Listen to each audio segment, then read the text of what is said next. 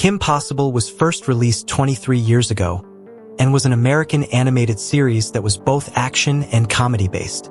It was about a teenage girl who was tasked with saving the world on a regular basis with the help of a few of her friends. On today's episode, I want us to see some of the characters who consecutively rolled in the 4 seasons, from all the adults to the teens and even to the villains, then briefly see some of the people that voiced the characters, what shows they've done afterwards, and how old they've gotten after all these years. And we are going to start with a boy called Ron Stoppable, who was a good friend to Kim Possible and later her boyfriend in the final episodes. He was also her sidekick in missions, and was known to be a coward and a very funny character in the show. He was basically the complete opposite of Kim, as was shown how bad he performed at school while Kim got good grades, and also how he fumbled in missions and mostly depended on Kim to help him out. He was not a nerd in school, but some students found him weird with how he behaved and talked. And even though he was an underdog in every location he was in, he still remained very cheerful and positive, especially when it came to saving the world with Kim. He was a boy voiced by a man known as Will Friedle, who is an American actor and screenwriter. He is also the one that voiced Terry McGinnis in Batman Beyond of 1999 to 2001, and also Kasho Vesh in The Legend of Vox Machina of 2022. And now to the main girl in the show known as Kim Possible. Her full name was Kimberly and Possible, and was a high school student as well as a vigilante during her free time. And even though she was kind of like a superhero, she never hid her face or identity during missions, and most of her schoolmates knew who she was but did not seem to care. She was the head of the cheerleading squad in school and was also a straight-A student in all of her classes. She was so confident and assertive both at school and on missions, and was mostly very happy and cheerful all day, every day. Not to forget that she was still a teenager. She mostly hanged around with her friends in malls or gossiping about boys at school. She was voiced by Christy Carlson Romano, who is both an actress and singer. She started her career in 1996 and has also been married for 12 years now since 2013.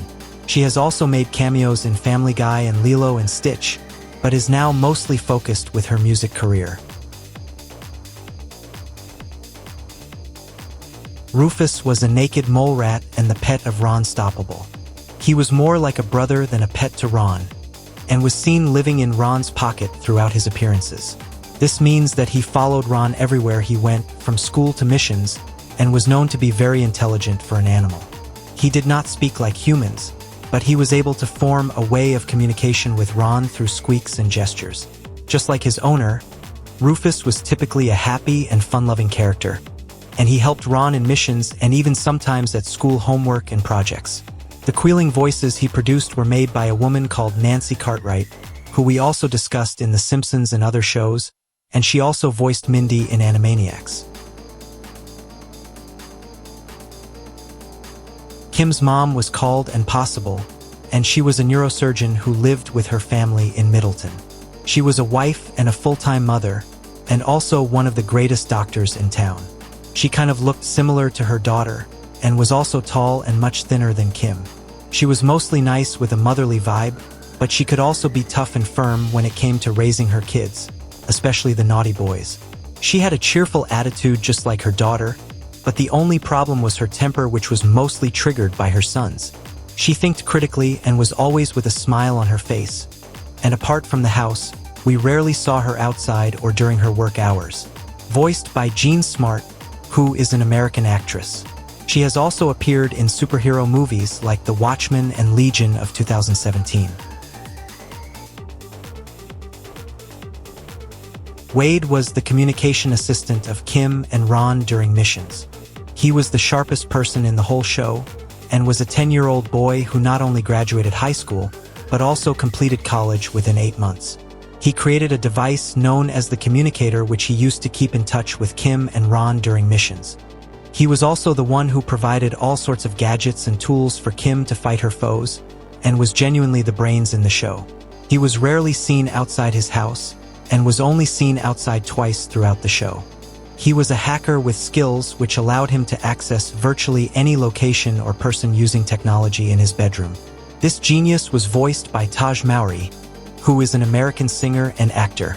He was the one who voiced the young Sonic in Sonic the Hedgehog of 1994, and also voiced Nephew in the third Lion King movie of 1999.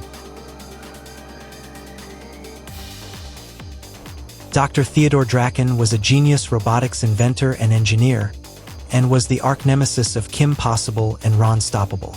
Just like any other cartoon villain, Drakken only wanted to dominate and rule the world, but all his efforts were always ruined by Kim Possible in every episode.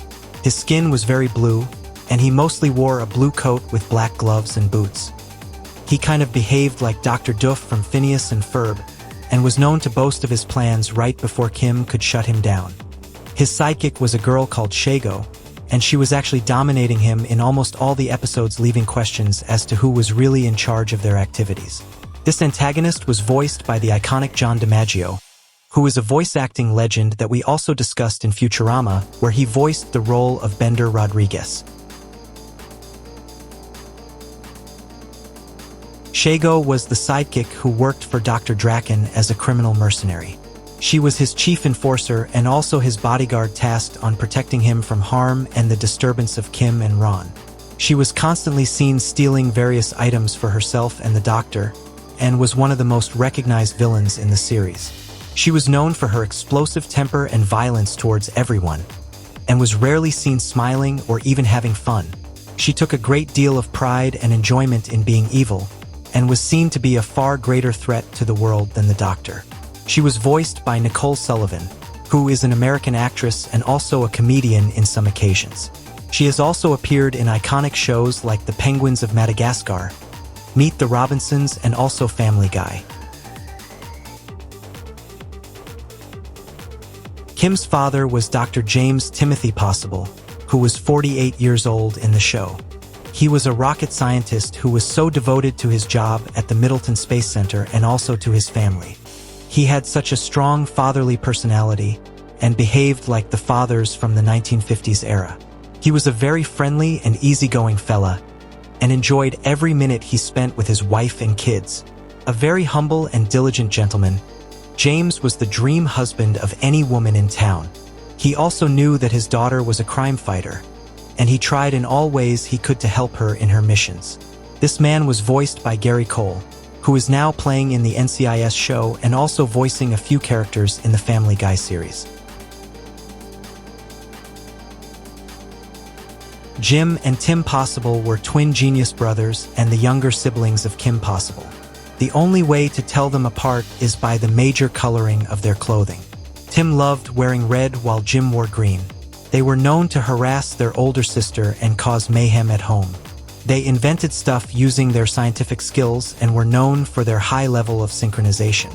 They cared little for rules and restrictions and were always getting grounded by their mother, who they feared more than the father.